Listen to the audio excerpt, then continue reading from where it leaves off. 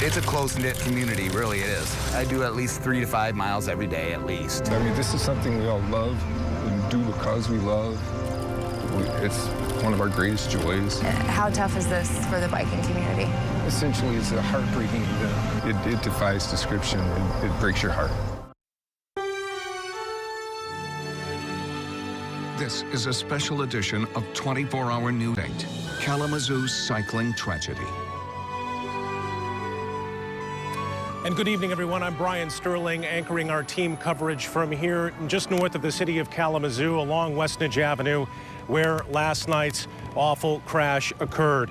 Within the last half hour, a source close to the investigation confirming for us the identity of the suspect in the Kalamazoo cycling tragedy that left 5 dead and 4 others hurt last night. That source telling us the driver is 50-year-old Charles Pickett Jr. from Battle Creek. Other new developments this evening.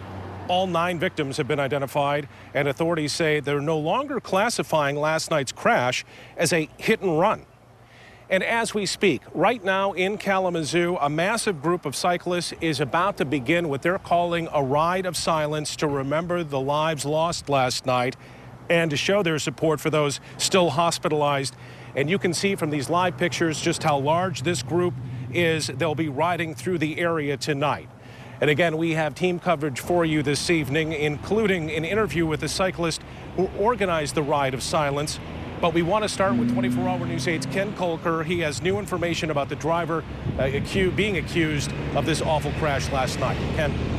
Yeah, Brian, we're at the Kalamazoo County Courthouse where we spoke a short time ago with a prosecutor who says he still expects to decide on charges tomorrow, charges that could mean life in prison. Up to and including the possibility of a murder charge if there is evidence that he was under the influence of alcohol or drugs, operating while under the influence causing death is a possibility. 5 deaths. They're still waiting on results of blood tests. Today, state police crime techs were searching Charles Pickett's pickup truck for evidence. Here's what we know about the suspect, according to the prosecutor and a source. He's 50, from the Battle Creek area, and is legally licensed to drive. We could not find a criminal record in Michigan. A source close to the investigation told us the crash was not a hit and run, despite earlier reports.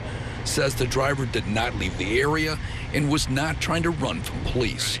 The source also said that driver was not acting obviously drunk. Even the prosecutor questioned whether this could be deemed a hit and run.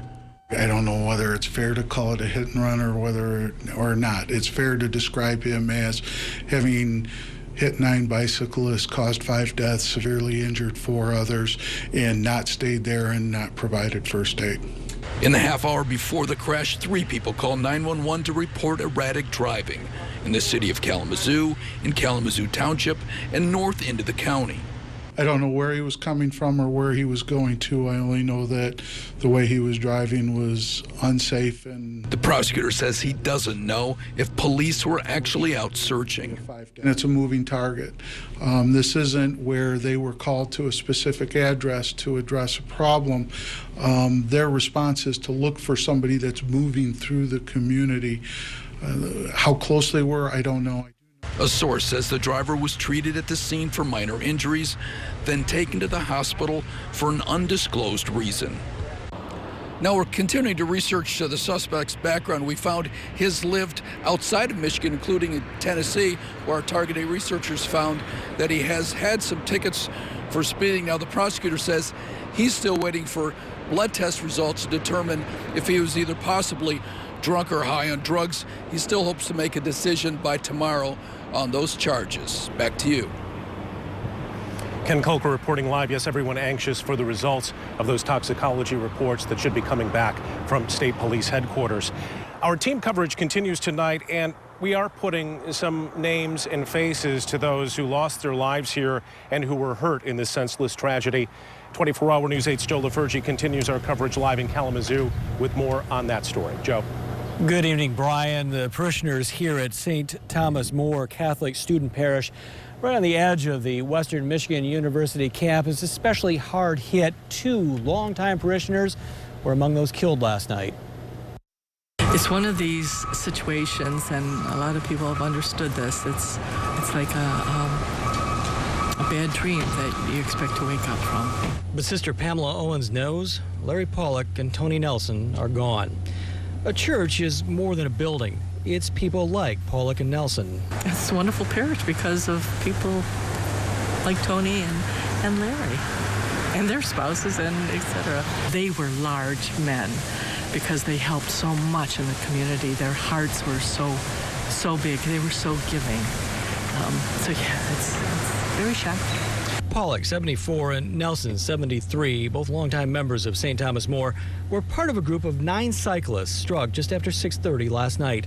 53-year-old Debbie Bradley, 56-year-old Suzanne Sipple, and 42-year-old Melissa Fevick Hughes, all from Augusta, were also killed. Paul Goebel, Sheila Jeske, and Paul Runnels, all from Richland, remain in serious condition.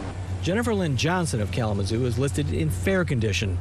Thursday night, St. Thomas More will host a community-wide prayer service for the victims. It's one way to help the community find the comfort they seek.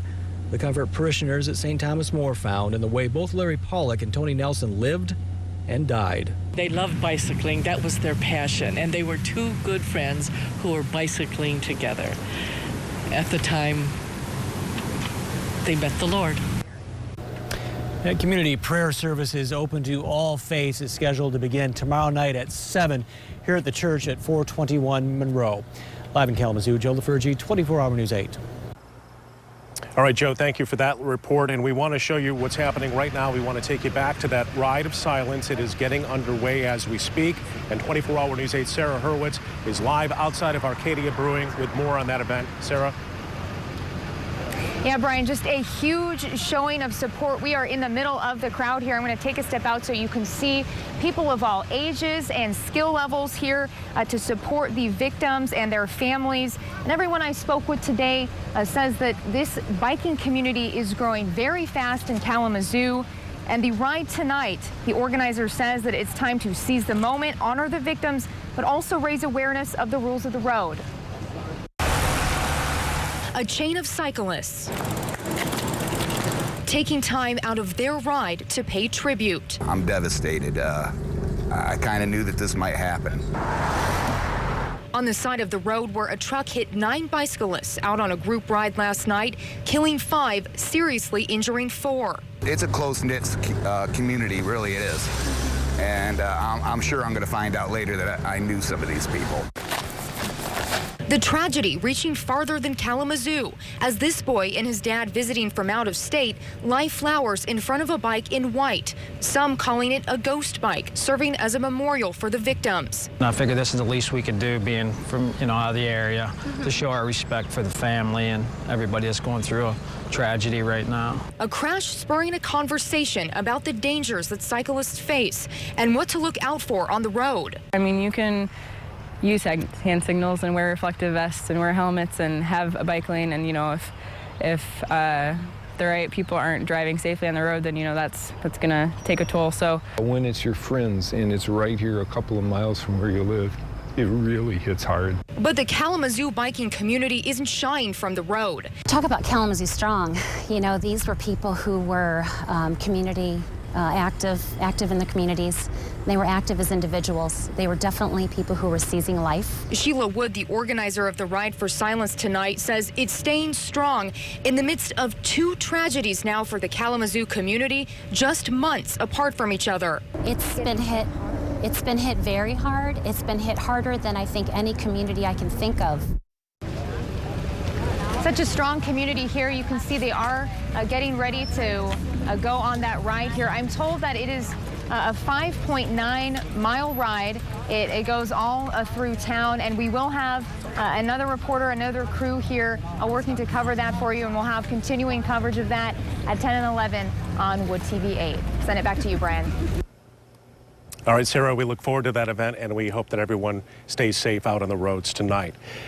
Again, a timeline of the events as we understand them this evening of how this all happened last night. The first calls started to come in about someone driving erratically just after 6 o'clock in the city of Kalamazoo. Then moments later to the Sheriff's Department and to the Kalamazoo Township Police Department. Officers were searching for that blue pickup truck that was mentioned in the phone calls, but they could not find it in time. Moments later, at about 6:30, the 911 call came in that the cyclists have been hit. First responders arrived on the scene within minutes. Our coverage continues over at woodtv.com. We've got a link to the Kalamazoo Strong Foundation's fund. This is to help the victims. And we'll be here in Kalamazoo all evening long, working to get you the latest information on this tragedy. We invite you to tune in tonight at 10 and 11 for live updates on that. Again, a very emotional day here just north of Kalamazoo. Technically, we're in Cooper Township, but this is a community, of course, that has endured so much already this year. As you look at this memorial that is popping up behind me, Sue, people continue to stop by even at this hour with tears in their eyes, just overcome with the emotion of the tragedy of what happened here last night. Oh, certainly so hard to take for those people in the Kalamazoo community. Brian, thank you for that live coverage. We will continue to check back in with Brian and follow this with our team coverage on that cycling tragedy in Kalamazoo.